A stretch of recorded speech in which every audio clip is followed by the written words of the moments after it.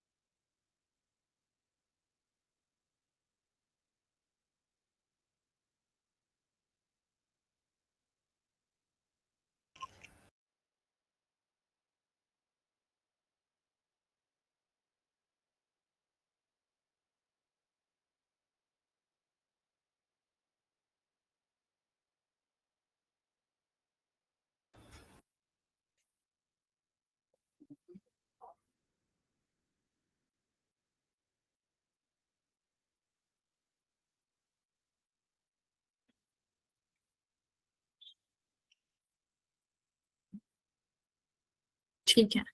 Last class में क्या पढ़ा था? कल क्या पढ़ा था भाई? MTS LTH बॉयज बैठ जाओ एक जगह।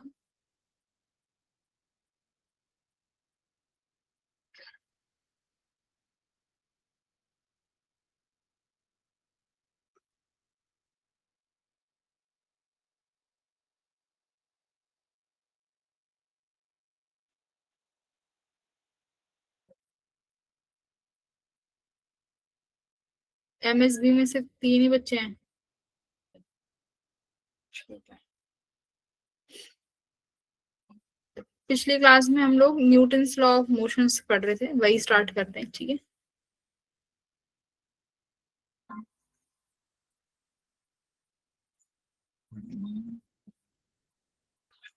एक मिनट, एंड देन हम कहाँ हैं ये।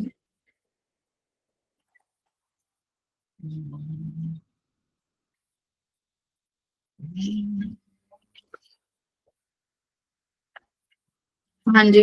आज कॉमन फोर्सेस पढ़ेंगे। मैकेनिक्स में हमारे पास कौन कौन से फोर्सेस हैं? मैंने बताए थे तुम्हें, वेट बताया था, टेंशन बताई थी, और फ्रिक्शन फोर्स बताया था कि फ्रिक्शन पढ़ेंगे, और सूडो फोर्स पढ़ेंगे, है ना। तो ये कुछ टाइप के फोर्स हैं, कांटेक्ट फोर्स हो गया, ये सब फोर्सेस हैं जो हम इस चैप्टर में कवर करेंगे, ठीक है।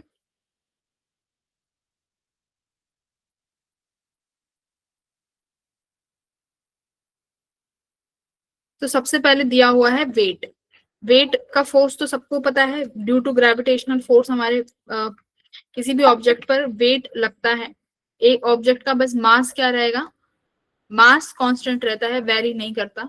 ठीक है, मान लो ये कोई भी ऑब्जेक्ट है, इसके पास एक मास होगा, मास कभी भी चेंज नहीं हो सकता। ठीक है, मास कैन नॉट चेंज। ठीक है, मास हम चेंज नहीं कर सकते। ठीक है, बस लेकिन हम क्या चेंज, हम क्योंकि ग्रेविटी किसी भी प्लैनेट पे चेंज हो सकती है, तो यानी वेट का जो फोर्स रहेगा डब्ल्यू किसके बराबर होता है, मास इनटू ग्रेविटेशनल फोर्स। तो ग्रेविटेशनल फोर्स हर एक प्लैनेट का अपना अलग होता है, तो ये वेट का फोर्स किसके बराबर होगा, mg के बराबर होता है। ठीक है,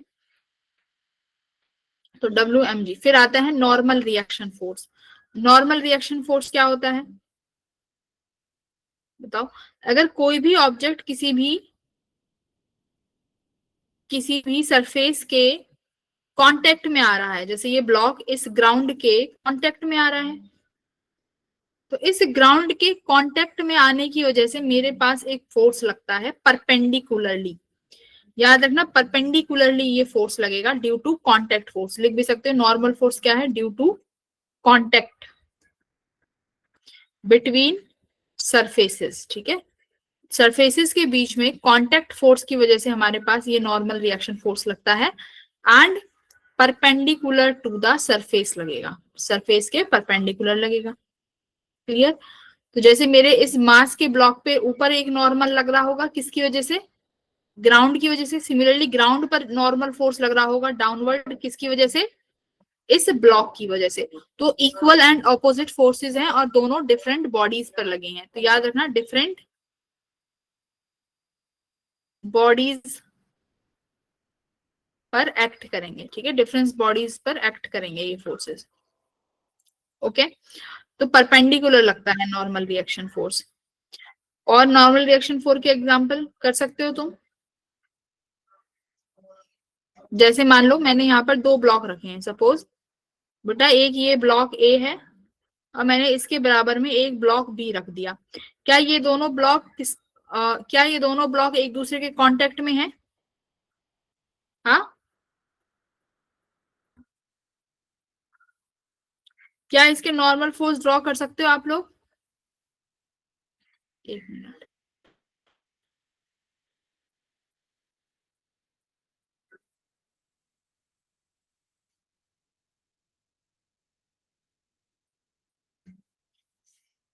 माइक्रोसॉफ्ट वर्क नहीं कर रहा।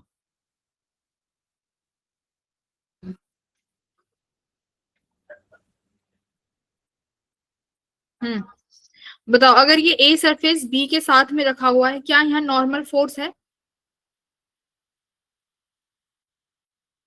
हाँ बोलो।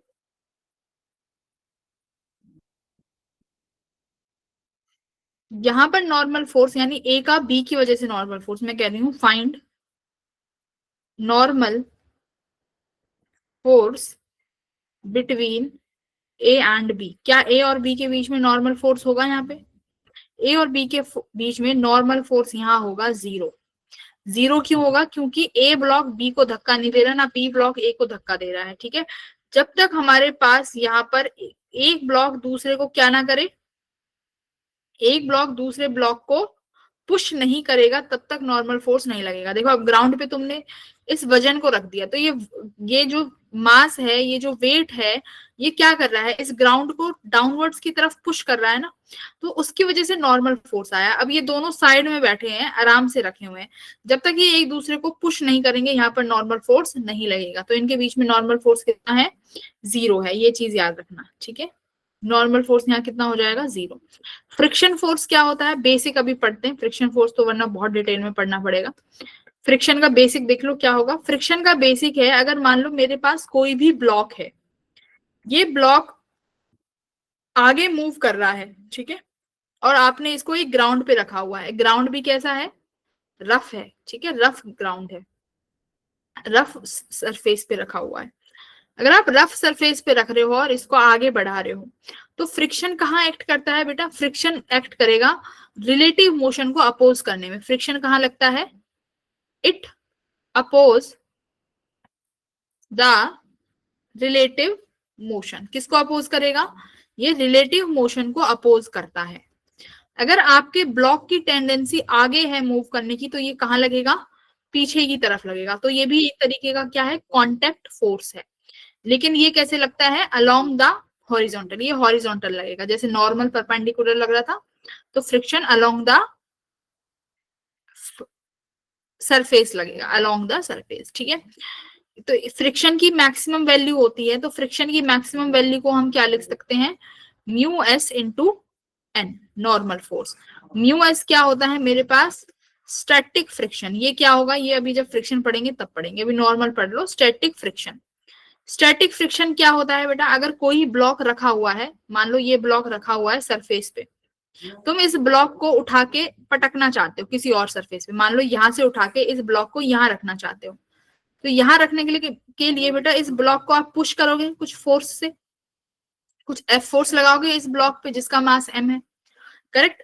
इसको पुश करने के लिए क्या होगा? जब ये पुश करोगे तो अभी ये रेस्ट पे है, तो अभी जब ये ब्लॉक रेस्ट पे है तो ग्राउंड तुम्हारे फोर्स का अपोज कर रहा है।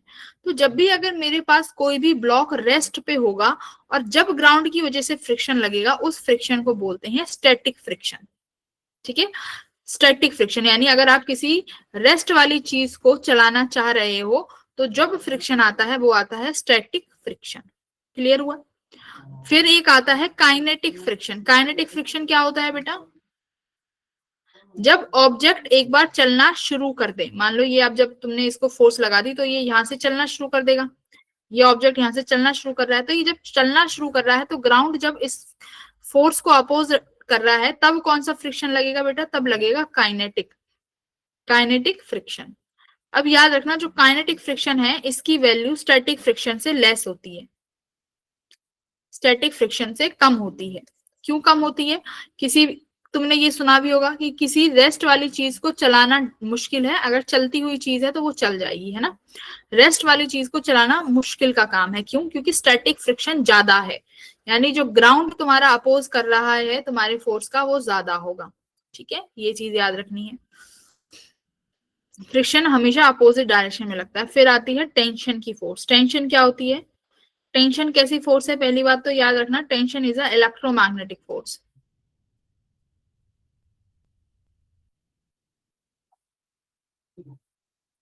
कब लगती है ये? कब लगता है टेंशन? टेंशन अराइज, अभी पढ़ेंगे ये इलेक्ट्रोमैग्नेटिक क्यों है। टेंशन कब अराइज होगा? यस, हेलो, हाँ जी। अभी जस्ट बेसिक है, अभी क्वेश्चंस करेंगे तब क्लियर होगा। क्या बोलना चाह रहे हो कोई? हाँ एलडीएस बोलिए। Static friction repeat. देखो, स्टैटिक फ्रिक्शन में क्या पढ़ाया है मैंने?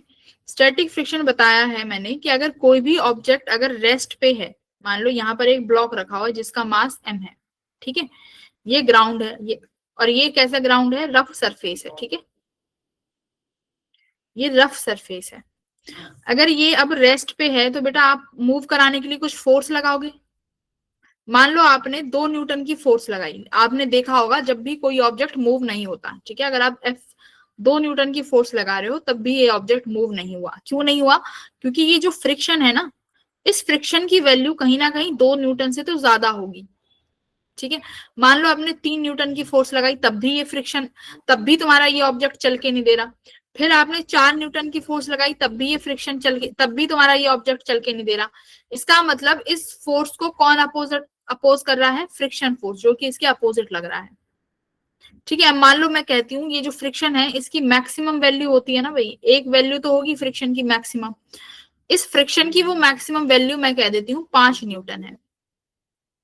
अगर आप एक्सटर्नल फोर्स जो लगा रहे हो वो इस 5 न्यूटन से कम है तो तुम्हारा ये ऑब्जेक्ट मूव करके नहीं देगा।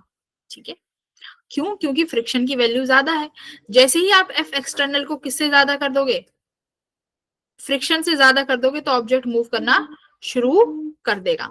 तो यहाँ कौन सा फ्रिक्शन लगा? यहाँ लगा स्टैटिक फ्रिक्शन। ये कौन सा फ्रिक्शन है? ये स्टैटिक फ्रिक्शन है। इसकी वैल्यू किसके बराबर होती है स्टैटिक फ्रिक्शन की?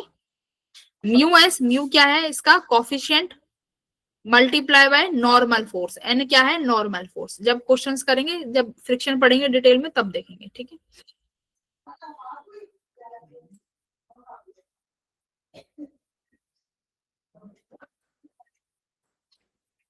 Okay, come back. आ जाओ आ जाओ, अभी कुछ नहीं पढ़ा अभी तो। फिर आते हैं टेंशन फोर्स पे। टेंशन कब लगता है? देखो, जब भी रस्सी या रस्सी को या स्ट्रिंग को खींचा जाएगा ना, जब भी टेंशन कब अराइज होगी? When string is pulled. जब भी हम रस्सी को खींचेंगे तो क्या अराइज होगा? टेंशन अराइज होगी, ठीक है। अगर स्ट्रिंग मासलेस है तो क्या होगा? If A massless string is not pulled, ठीक है, अगर अगर मेरे पास मासलेस स्ट्रिंग होगी तो हर कहीं पर टेंशन की वैल्यू सेम हो जाएगी। जैसे कि मान लो मेरे पास यहाँ पर ये रस्सी है और बेटा मैंने इसको यहाँ पर एक ब्लॉक से बांधा गया है जिस ब्लॉक का मास m है। पहले ये देखो, क्या इस रस्सी को पुल किया जा रहा है? बिल्कुल पुल किया जा रहा है। क्यों किया जा रहा है? क्योंकि इस ब्लॉक पर नीचे की तरफ एक वेट लग रहा है mg। जब ये वेट नीचे की तरफ लग रहा है तो सिंपल सी बात है, ये रस्सी खींचेगी। और जैसे ही ये रस्सी खींचती है तो इसमें अपोजिट डायरेक्शन में क्या लगता है? एक टेंशन का फोर्स लगता है। याद रखना, टेंशन का फोर्स हमेशा अपोजिट में लगेगा, ठीक है। जैसे मुझे इस पॉइंट पे लगाना है, ए पॉइंट पे टेंशन, तो वो भी कहाँ लगेगी? ऐसे अपोजिट डायरेक्शन में। टेंशन की फोर्स हमेशा अपोजिट टू ब्लॉक लगेगी, ठीक है, अपोजिट डायरेक्शन में लगानी है टेंशन की फोर्स। तो ये हो गई टेंशन। अब देखो, अगर रस्सी मासलेस है, अगर ये रस्सी मासलेस हुई तो एवरी पॉइंट पर टेंशन क्या रहेगी? Every point tension is same. Her point पे टेंशन की वैल्यू सेम होगी। अगर रस्सी कैसी है? मासलेस, मतलब रस्सी में कोई मास नहीं है, ठीक है। अगर रस्सी में मास है तो टेंशन हर पॉइंट पे अलग अलग आएगी। ये भी हम क्वेश्चन करेंगे तब देखेंगे। बात समझ में आई? अलग अलग टेंशन आएगी। आ जाओ अब क्वेश्चन कर लेते हैं दो चार। स्प्रिंग फोर्स बाद में पढ़ेंगे, इतना आसान नहीं है जो एक सेकंड में पढ़ा दें, ठीक है। स्प्रिंग फोर्स बाद में पढ़ेंगे। फिर आता है, अगर हम किसी भी बॉडी का फ्री बॉडी डायग्राम बनाना चाहते हैं तो कैसे बनाएंगे, ठीक है। तो दो तीन बॉडीज हैं, उनके फ्री बॉडी डायग्राम बनाने से पहले मैं कुछ क्वेश्चंस करवाना चाहती हूँ, मुझे वो क्वेश्चंस करके बताओ। सपोज मेरे पास यहाँ पर दो ब्लॉक्स रखे हुए हैं, ठीक है।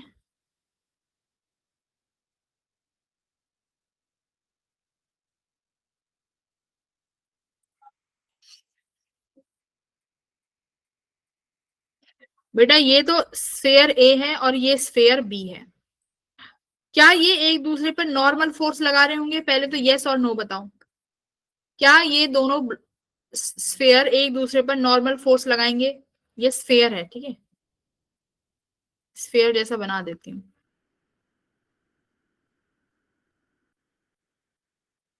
हाँ, तो अब तुम खुद देखो, ए और बी एक दूसरे पर जरूर प्रेस एक्सर्ट कर रहे हैं ना, एक दूसरे को जरूर ये क्या कर रहे होंगे? पुश कर रहे होंगे, क्योंकि ये टच कर रहे हैं एक दूसरे को, है ना, जरूर पुश हो रहा होगा। तो मुझे बताओ नॉर्मल फोर्स कैसे लगेगा? पहले ए ब्लॉक की बात करते हैं। ए ब्लॉक पे कहाँ कहाँ फोर्स लग रहा होगा? ए पर बेटा एक तो डाउनवर्ड mg लग रहा होगा, करेक्ट। और ऊपर की तरफ नॉर्मल लग रहा होगा, किसकी वजह से? बताओ, ऊपर वाला नॉर्मल किसकी वजह से लगेगा बेटा? इस ए ब्लॉक पे ऊपर की तरफ एक नॉर्मल फोर्स लग रहा होगा, किसकी वजह से? ग्राउंड की वजह से। किसकी वजह से आया? ग्राउंड की वजह से। और बताओ, और कौन सा नॉर्मल फोर्स लगेगा? ए पे। ए पे एक नॉर्मल फोर्स लगेगा बी की वजह से। बोलो। इस बी की वजह से, तो इसकी डायरेक्शन वही रहेगी जहां से इस पे देखो ऐसे धक्का लग रहा है, इस कांटेक्ट फोर्स के। यानी इधर से मेरे पे एक फोर्स लगा, कौन सा? Normal force. क्यों लग रहा है? बी की वजह से। और बताओ, क्या यहाँ पर भी नॉर्मल फोर्स लगेगा इस दीवार की वजह से? भाई दीवार पर भी तो ये एक प्रेशर पुश फोर्स लगा रहा होगा, ठीक है। तो एक यहाँ पर नॉर्मल लगेगा, किसकी वजह से? इसको मान लो n1। ये किसकी वजह से आया है? इस सरफेस की वजह से आया है। क्या ए के सारे फोर्स समझ में आए? सिमिलरली बी पर कौन से फोर्स लगेंगे? देखो बी पर दो ही फोर्स लगेंगे, एक तो इस वाले सरफेस की वजह से ऐसे, और एक ये जो एन बी है यही इसको अपोज करेगा ऐसे, करेक्ट। ये वाला इक्वल एंड अपोजिट फोर्स ये एन ए की वजह से आ जाएगा।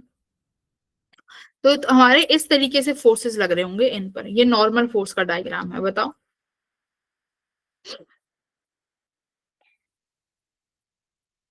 ये फोर्स समझ में आया? ठीक है, ये था नॉर्मल फोर्स। अब देखो फ्री बॉडी डायग्राम कैसे बनाते हैं। अगर मुझे कोई भी फ्री बॉडी डायग्राम बनाना है, उसमें जितने भी फोर्सेस हैं सारे फोर्सेस लगा दो। जितने भी मेरे पास फोर्सेस गिवन है, सबसे पहले सिंपल से एक डायग्राम से बात करेंगे, पुली प्रॉब्लम। मान लो मेरे पास एक ये पुली है, ठीक है,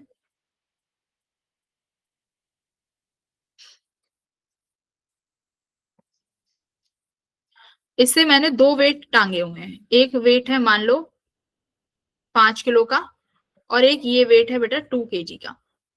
ठीक है, अब ये मेरी जो रस्सी है ना, ये कैसी है, स्ट्रिंग कैसी है, मासलेस। याद रखना एनएलएम में जो भी चीज होंगी ज्यादातर मासलेस होगी, पुली भी मासलेस है। पुली भी मासलेस, याद रखना, जो ये पुली लगाई है ये भी मासलेस है। अब क्या होगा बेटा, देखो यहाँ पर कितना फोर्स लगेगा नीचे, 5G ग्रेविटी का।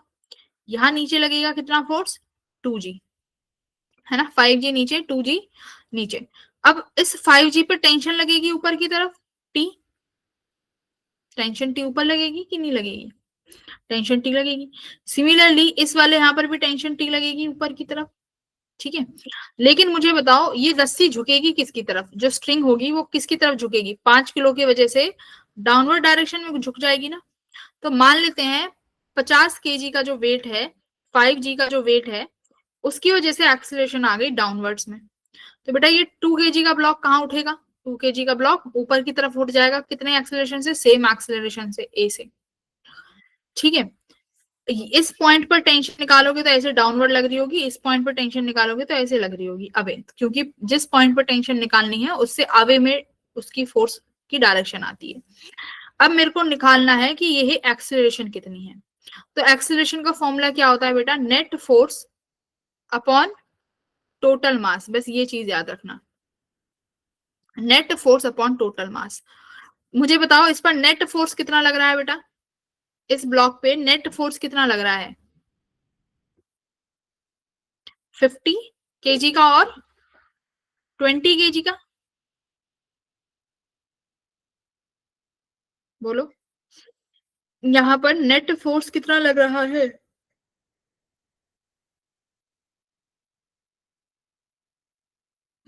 भाई 5G का नीचे लग रहा है ना यहाँ पे, और ये 2G का लग रहा है, तो एक्सीलरेशन कितनी आ जाएगी, नेट फोर्स क्या लिखोगे, 50 डाउनवर्ड्स, क्योंकि इसकी एक्सीलरेशन नीचे है, 2G की एक्सीलरेशन ऊपर है, तो उसका नेट फोर्स कितना लगोगे, -20 अपॉन टोटल मास। टोटल मास कितना है बेटा, देखो, टोटल मास लिखना है, टोटल मास कितना है,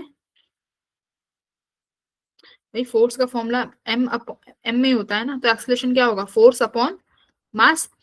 तो मास कितना है टोटल, 5 + 2, और ये कितना हो जाएगा वेट, 50 - 20, तो टोटल मास कितना हो गया, 5 + 2। तो एक्सेलरेशन कितनी आ गई बेटा, 50 में से 20 गए 30, और ये कितना आया 7। तो 7, तो कितना आ जाएगा, 3.1 समथिंग आ जाएगा, है ना। एक बार देख लेना, 3.1 समथिंग मीटर पर सेकंड स्क्वायर क्या आ गई आपकी, एक्सेलरेशन आ गई, ये बोलो, बोलो।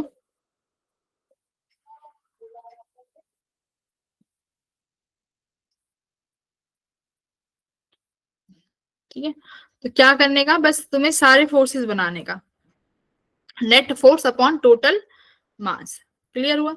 अब जैसे देखो ये वाला डायग्राम है, इसमें फ्री बॉडी डायग्राम देख बनाना है। पहले हम देखते हैं कि मेरे पास ब्लॉक है यहाँ पे, block 1 15 kg, block 2 15 kg, block 3 5 kg।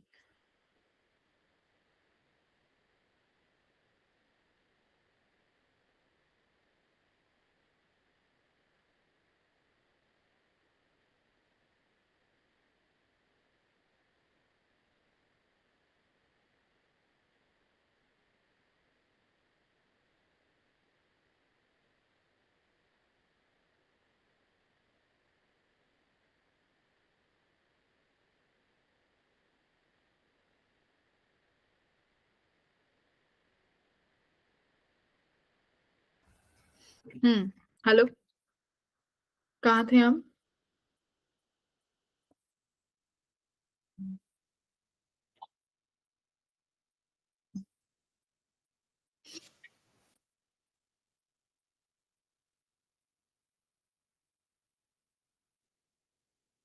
इस वाले क्वेश्चन पे देखो, इस वाले क्वेश्चन में मेरे पास 3 ब्लॉक हैं, 15, 1 2 3। अब मेरे को बताओ, ये जो स्ट्रिंग है, ये स्ट्रिंग कहाँ की तरफ झुकेगी बेटा? 15 kg के ब्लॉक की वजह से इधर आएगा 15 kg, मतलब 15 kg का पूरा दिया हुआ है 15 kg, है ना, यहां पर इस डायरेक्शन में। करेक्ट। ये इस डायरेक्शन में, डाउनवर्ड डायरेक्शन में घुस, एट ए एक्सेलरेशन से टेंशन की फोर्स कहाँ लगेगी? ऊपर T.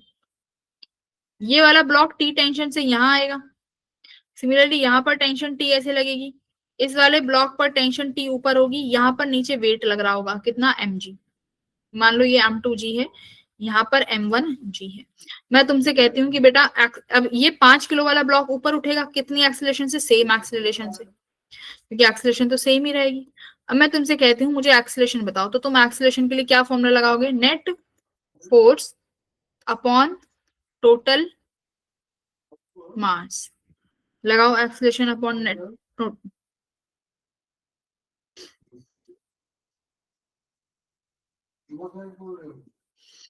Net force upon total mass. तो नेट फोर्स इसमें देखो किस किस की वजह से है बेटा? टेंशन का तो इंटरनल फोर्स है, टेंशन तो एक दूसरे को कैंसिल आउट कर देंगी। टेंशन का फोर्स तो इंटरनल फोर्स है, एक दूसरे को कैंसिल आउट कर देंगी। अब देखो जो 5 kg वाला ब्लॉक है, ये यहाँ पर किससे मूव करेगा? 5 kg पर नेट फोर्स कितना है? 5 kg पर नेट फोर्स ही टेंशन का है, और वो किसके बराबर हो जाएगा? मास इंटू एक्सिलरेशन के। करेक्ट। तो हम यहां से क्या निकाल सकते हैं? सबसे पहले एक्सिलरेशन, तो नेट फोर्स निकालो कितना होगा?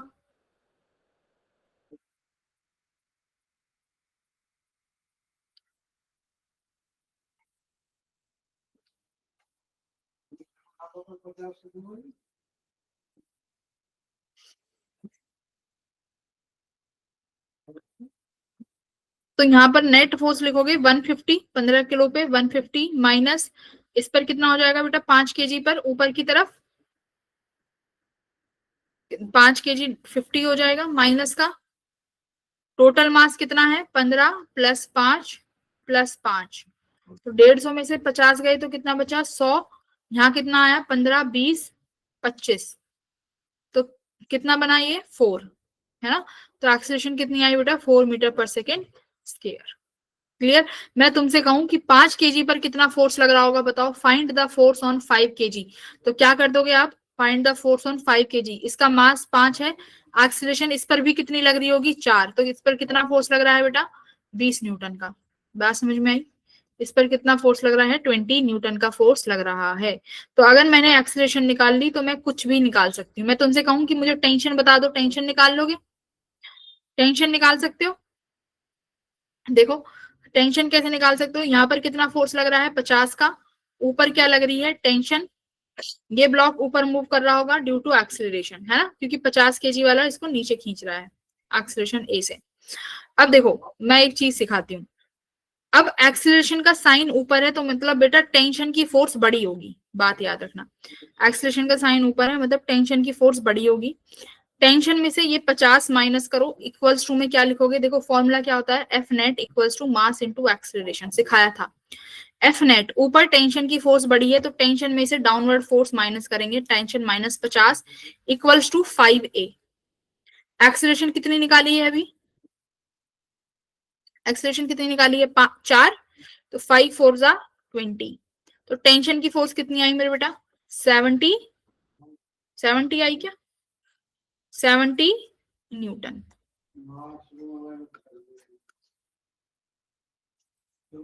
यहां से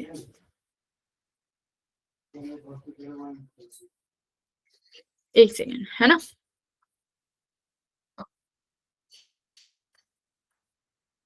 यहाँ पर 150 kg का फोर्स लग रहा होगा, यहाँ पर ऊपर टेंशन टी लग रही होगी, ये एक्सीलरेशन नीचे है। करेक्ट।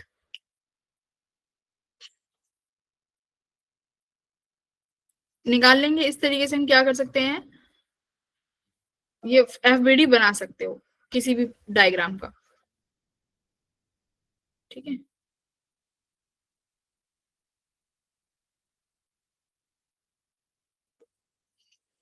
अब जैसे ये वाला क्वेश्चन दिया हुआ है, इसका फ्री बॉडी देखो बनाने के लिए बोला, इसका फ्री बॉडी डायग्राम बनाओ। इसका फ्री बॉडी डायग्राम कैसे बनाओगे? इस वाले ब्लॉक का, ये ब्लॉक मास m है, इस ब्लॉक के पास देखो, इसके पास मास m है, तो टेंशन कहाँ कहाँ लग रही होगी बेटा इस ब्लॉक पे? एक तो ऐसे लग रही होगी टेंशन T1, कुछ अलग टेंशन, एक टेंशन यहाँ लग रही होगी टेंशन T2, एक इस डायरेक्शन में टेंशन लग रही होगी ना T2, करेक्ट। T1 के कंपोनेंट कर लो, यहाँ पर T1 का कौन सा कंपोनेंट हो जाएगा? Cos component. देखो ये थोड़ा सा ना गलत है, ये सेंटर से अप्लाई होता है ना, यहाँ पर कौन सा फोर्स हो जाएगा इसका? T1 का साइन थीटा।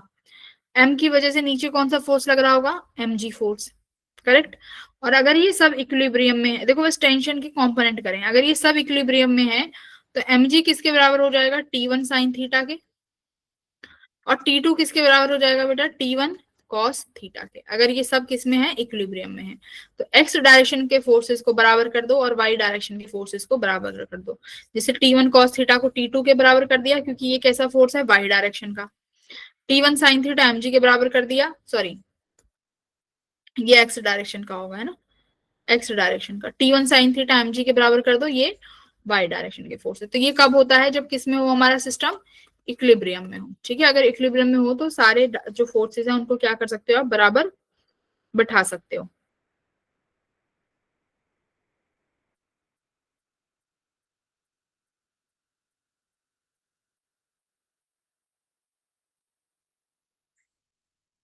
ठीक है, ये वाला क्वेश्चन देखो, कह रहा है draw the free body diagram of both the masses. Free body diagram बनाने के लिए कह रहा है, बताओ बेटा क्या लगेगा? इस पर नीचे mg फोर्स लगेगा, ऊपर यहाँ टेंशन लगेगी, इस यहाँ टेंशन लगेगी, और ये टेंशन इसको किसने से खींचेगी? मास इनटू एक्सेलरेशन से, है ना। मान लो ये नीचे आ रहा है तो इसका एक्सेलरेशन a होगा, तो ये वाला ब्लॉक भी a एक्सेलरेशन से नीचे आएगा, सारे फोर्सेस लग गए। एक्सेलरेशन की बात कहूं तो एक्सेलरेशन किसके बराबर हो जाएगी? सिर्फ नेट फोर्स नीचे mg ही लग रहा होगा, mg अपॉन टोटल मास कितना है? 2m, m से m कट गया तो एक्सेलरेशन कितना आ गया यहाँ से? देखो g/2, ये एक्सेलरेशन आ गया इसका बॉडी का। तो टेंशन किसके बराबर हो जाएगा? mg/2, ये टेंशन हो गई mg/2, ठीक है। तो हम क्या करेंगे, ऐसे सिंगल सिंगल बॉडी पे कोई भी ऑब्जेक्ट का निकाल सकते हैं, ठीक है। यही फोर्स बनाए हैं T1 mg।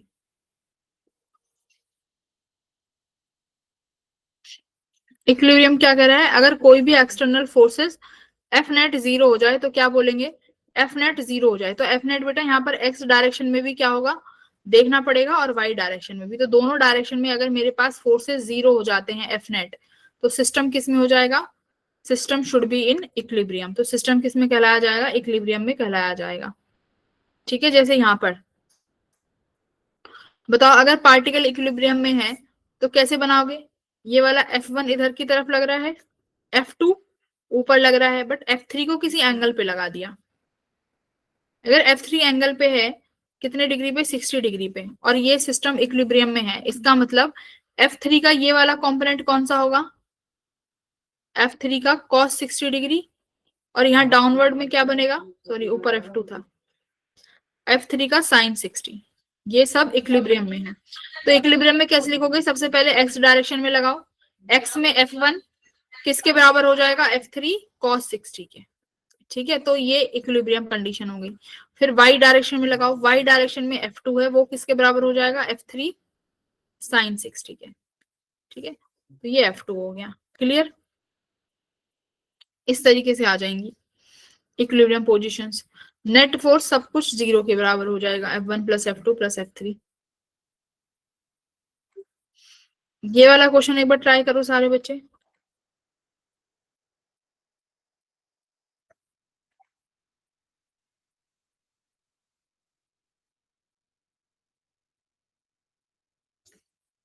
देखो यहाँ पर W वेट लगा हुआ है, तो देखो कुछ एक टेंशन बेटा यहाँ लगेगी, टेंशन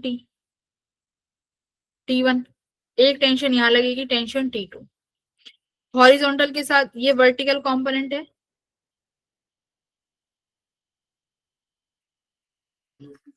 देखो ये वर्टिकल कंपोनेंट हो गया। ये एंगल 60 डिग्री का है, तो ये वाला कौन सा एंगल 60 का बनेगा? देखो ये वाली लाइन वर्टिकल हॉरिजॉन्टल के साथ 60 बना रही है, अगर ये एंगल 60 है तो ये एंगल भी 60 डिग्री हो जाएगा। तो यहाँ पर आया T1 का cos 60 और ऊपर आया T2 का T1 का sin 60 डिग्री, करेक्ट। तो T1 sin 60 डिग्री किसके बराबर हो जाएगा, वेट के बराबर, ये W वाला वेट, और तो कुछ दिख नहीं रहा, ये वेट के बराबर है। वेट कितना दे रखा है, 100 न्यूटन, तो T1 sin 60 √3/2, वेट 100 दे रखा है, तो T1 किसके बराबर आ जाएगा, 200/√3। ये लो T1 आ गई। T2 किसके बराबर हो जाएगा बेटा, T2 किसके बराबर हो जाएगा, T1 cos 60 डिग्री के बराबर हो जाएगा, करेक्ट। T1 निकाला, ये 200/√3, cos 60 कितना हो जाता है, 1/2, तो T2 कितना आ गया, 100/√3 न्यूटन। तो हमने T1 भी निकाल लिया और T2 भी निकाल लिया। तो सिर्फ फोर्स को बैलेंस आउट करके देखो, बिना ज्यादा कुछ करे हमने आंसर निकाल लिया है ना। तो ये बहुत इजी क्वेश्चंस होते हैं जिनमें सिर्फ फोर्स को बैलेंस करना होता है। क्लियर हुआ, ठीक है। तो आंसर देख लेते हैं कितना आ रहा है लास्ट में। हाँ वही चीज की है, ठीक है।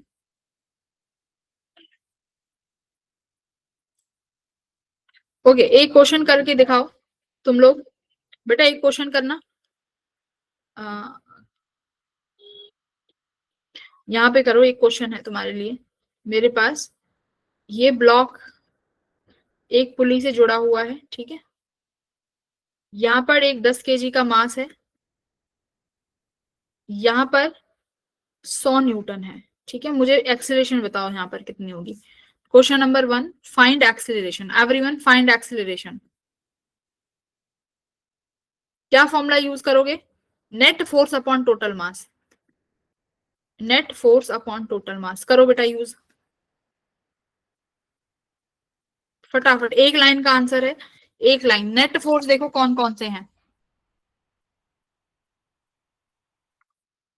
डाउनवर्ड में कितना फोर्स लग रहा होगा, 10 किलो की वजह से 100, 10 G, 10 G की वैल्यू 10 हो जाएगी तो ये 100 हो गया, ठीक है। बताओ एक्सीलरेशन कितना आएगा, एक्सीलरेशन की वैल्यू। अगर मैं ग्रेविटी की वैल्यू, चलो अगर ग्रेविटी की वैल्यू 9.8 मान लो, तो 9.8 मान लेते हैं, तो ये कितना हो जाएगा, 98 हो गया। तो देखो एक 100 न्यूटन का फोर्स नीचे लग रहा है और एक 98 न्यूटन का फोर्स लग रहा है, तो कितना टेंशन कितना जनरेट होगा। एक्सीलरेशन का फॉर्मूला क्या बनेगा यहाँ से, नेट फोर्स, तो 100 न्यूटन का फोर्स और एक 98, नेट फोर्स ये हो जाएगा।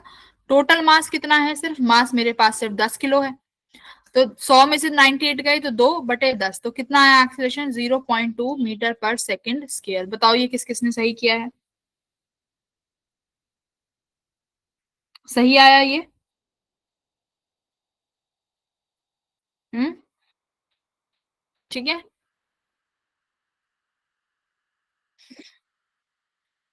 क्वेश्चन नंबर 2 बताओ। देखो मेरे यहाँ पर एक ब्लॉक रखा हुआ है M1 मास का, ठीक है, और एक छोटा ब्लॉक यहाँ रखा हुआ है M2 मास का। मैं यहाँ से F फोर्स लगा रही हूँ, ठीक है। तुम्हें क्या बताना है, contact force between M1 and M2, find contact force. पहले तो ये बताओ कॉन्टेक्ट फोर्स होगा, बिल्कुल होगा, क्योंकि अब पुश फोर्स मिल गया, एक्सटर्नल फोर्स लगा दिया ना तुमने, तो पुशिंग फोर्स है, तो अब कॉन्टेक्ट फोर्स आएगा। तो find contact force between M1 and M2। कैसे निकालोगे कॉन्टेक्ट फोर्स, सबसे पहले तो एक्सिलरेशन, क्या एक्सिलरेशन है यहाँ, बिल्कुल है, क्योंकि एक्सिलरेशन का फॉर्मूला क्या होता है, नेट फोर्स। तो नेट फोर्स बिल्कुल है बेटा, एक्सटर्नल फोर्स है ना। तो F अपॉन टोटल मास कितना है, M1 प्लस M2, बिल्कुल है। तो ये मेरे पास हुआ नेट फोर्स। अब देखो M1 और M2 के बीच की कहानी देखते हैं। ये M1 है और ये M2 है, इन दोनों के बीच में कांटेक्ट फोर्स होगा, यानी M1 M2 पर फोर्स लगा रहा होगा, कांटेक्ट फोर्स M1 M2 पर लगा रहा होगा, और M2 M1 पे लगा रहा होगा, नॉर्मल फोर्स है ना, यानी इस तरीके से हो रहा होगा। ये दोनों एक दूसरे पर इस तरीके से फोर्सेस लगा रहे होंगे, तो कांटेक्ट फोर्स तो है, बट ये फोर्सेस हैं कैसी, इक्वल एंड ऑपोजिट फोर्स है ना, इक्वल एंड अपोजिट, तो आपस में कैंसिल आउट कर देंगी। तो नेट फोर्स जो आई एक्सीलरेशन वाली, इसीलिए मैंने उसको एक्सटर्नल फोर्स ही लिखा है। अब बता दो कितना होगा इनके बीच में, नॉर्मल फोर्स कितना लग रहा है एक दूसरे पे, ये नॉर्मल फोर्स जो लगा रही हैं एक दूसरे पर, ये नॉर्मल फोर्स कैलकुलेट करके बताओ कितना आएगा।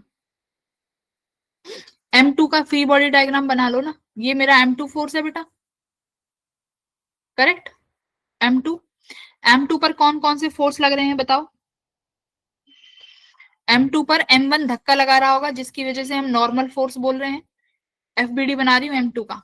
M2 पर ये कौन सा फोर्स है, नॉर्मल फोर्स, ठीक है।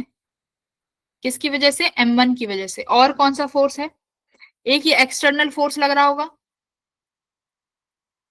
जिसकी वजह से फोर्स आएगा। तो अब M2 पर नेट फोर्स नहीं निकाल सकते क्या, M2 पर net force,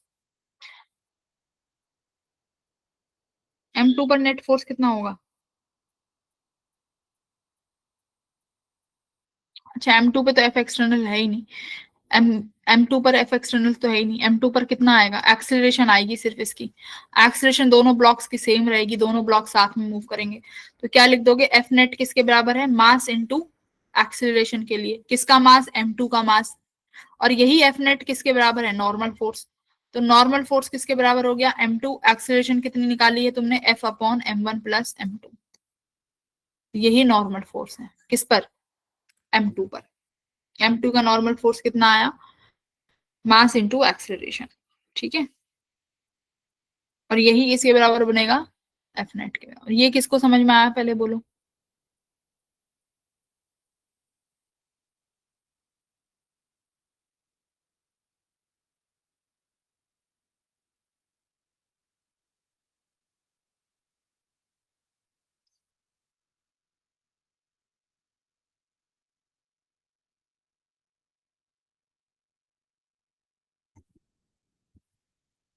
yes.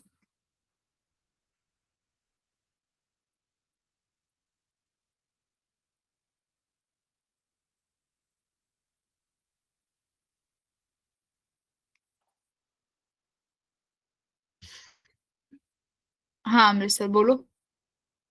Repeat, repeat करते हैं।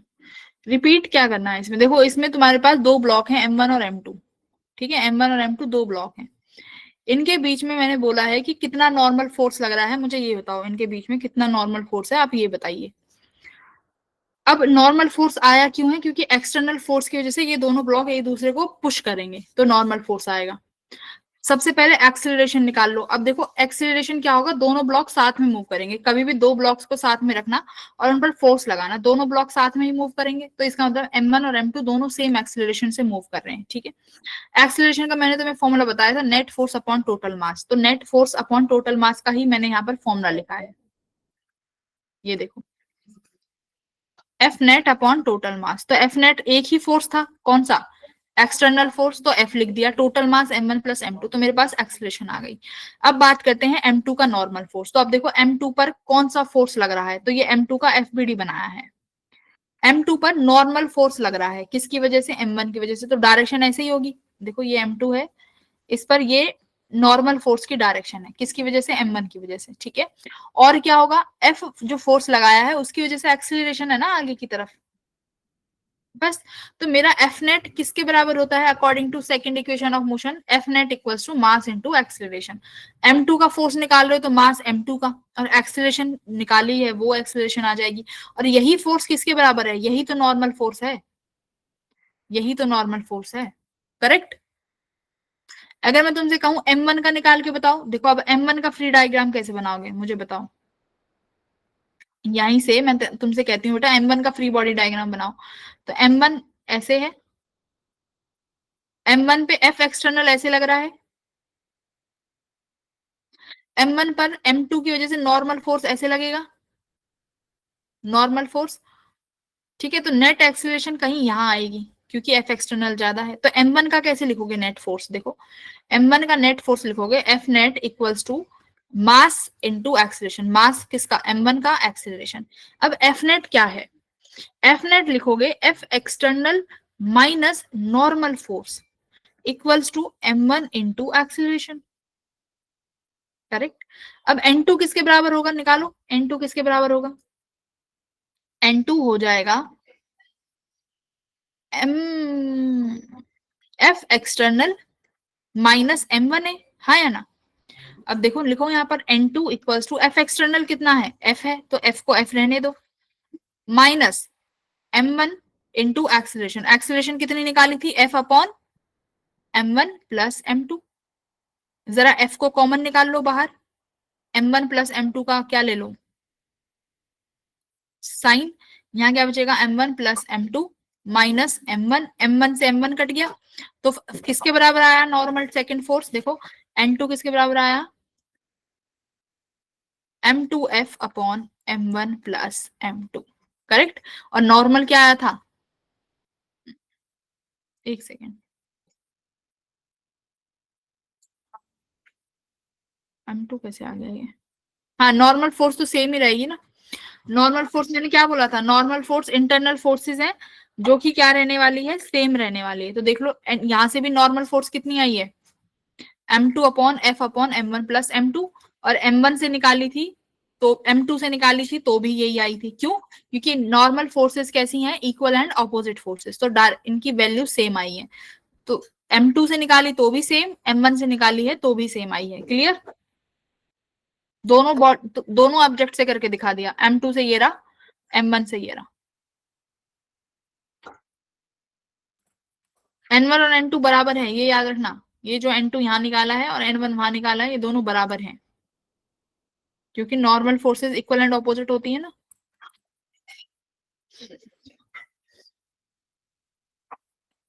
बोलो।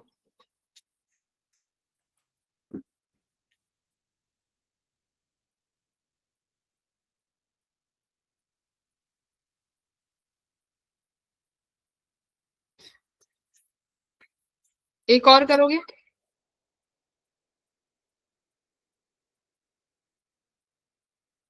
एक और करोगे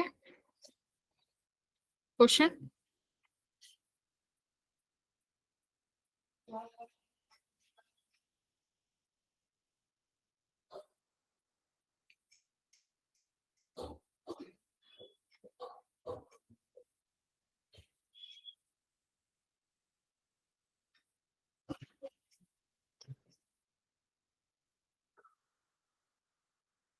चलो एक क्वेश्चन और करो आसान सा।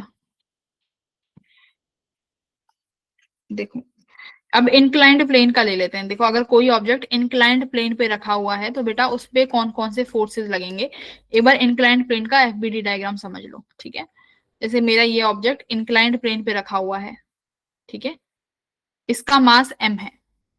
तो बेटा अगर ये इंक्लाइंड प्लेन से एंगल थीटा पे है तो डाउनवर्ड में कौन सा फोर्स लगेगा, वेट mg के बराबर। क्लियर। अब ये mg के दो कंपोनेंट हो जाएंगे, एक तो ऐसे आएगा ये वाला थीटा, mg cos थीटा। अब देखो ये ब्लॉक तुम्हारे रखा तो सरफेस पर ही है, ये ग्राउंडेड वाला सरफेस है, देखो तुम्हारा ब्लॉक रखा तो यहाँ पर सरफेस पर ही है ना, ये सरफेस पे रखा हुआ है तो नॉर्मल फोर्स भी लगेगा, जस्ट परपेंडिकुलर सिखाया था, नॉर्मल फोर्स परपेंडिकुलर लगेगा। mg का एक कंपोनेंट यहाँ आएगा, कौन सा, mg cos थीटा। ठीक है, तो यहाँ पर तुम्हारा वेट जो ब्लॉक है वो ग्रेविटी की जगह किस फोर्स से आएगा, mg cos थीटा से आएगा। तो ये दो कंपोनेंट हो गए। mg cos थीटा कौन बैलेंस कर लेगा, mg cos थीटा को आपका नॉर्मल फोर्स बैलेंस कर लेगा। और mg, एक सेकेंड यहाँ पर ये cos क्यों आ गया, इधर साइन लगाओ, mg sin theta, mg sin theta को यहाँ बैलेंस करने के लिए कोई फोर्स नहीं है, तो mg sin थीटा से ये ब्लॉक क्या आ जाएगा, नीचे की तरफ आने लगेगा। ठीक है, तो इस ब्लॉक की एक्सीलरेशन की बात करूं तो इस ब्लॉक की एक्सीलरेशन कितनी है, g sin थीटा। इस ब्लॉक की एक्सीलरेशन कितनी होगी, g sin थीटा होगी, क्यों, क्योंकि इसके इंक्लाइंड प्लेन पर वेट के कंपोनेंट हो जाते हैं, क्या आया, g sin थीटा। क्लियर हुआ। अब इसी पे ही क्वेश्चन बन जाते हैं, अगर मैं यहाँ पर दो ब्लॉक लगा दूं, देखो इसी पे क्वेश्चन बन जाएगा, मैंने यहाँ पर दो ब्लॉक रख दिए, ये एंगल सपोज 30 डिग्री है और ये एंगल 60 डिग्री है। मैंने यहाँ पर एक ब्लॉक रख दिया M1, और बेटा एक ब्लॉक यहाँ रख दिया मैंने M2। ठीक है, इन दोनों को मैंने इस रस्सी से बांध दिया, ये लो। इस M1 का मास मान लो √3 kg, और इस M2 का मास है 1 kg। मेरा सवाल है फर्स्ट, फाइंड एक्सेलरेशन, बस एक्सेलरेशन मुझे बताओ। Second, find tension. करो। एक्सेलरेशन का एक ही फॉर्मूला है, एक्सेलरेशन का एक ही फॉर्मूला है, क्या? F नेट अपॉन टोटल मास। हाँ, F नेट क्या हो जाएगा? देखो इधर कौन सा फोर्स लगेगा बेटा डाउनवर्ड्स में? √3g sin 30 degree. इधर क्या लगेगा? 1g sin 60 degree.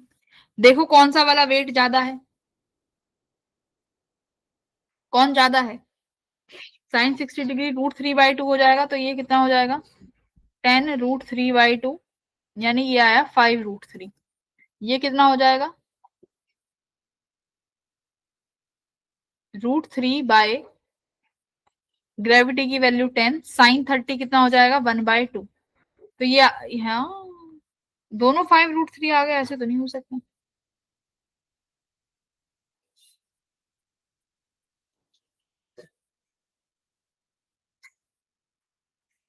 बेटा इसका मतलब ये भी 5√3 आ गया। हाँ, एक्सीलरेशन क्या लिखोगे? F net 5√3 minus 5√3 upon total मास। टोटल मास तो कुछ भी हो, M1 प्लस M2, बट ये फोर्सेस तो जीरो हो गई, तो एक्सीलरेशन कितनी आई इस केस में? एक्सीलरेशन जीरो आई कि नहीं आई? देख लो, दोनों केसेस में एक्सीलरेशन कितनी आई है? जीरो आ रही है। क्लियर? ये बताओ समझ में आया कि नहीं, एक्सीलरेशन जीरो कैसे हुई?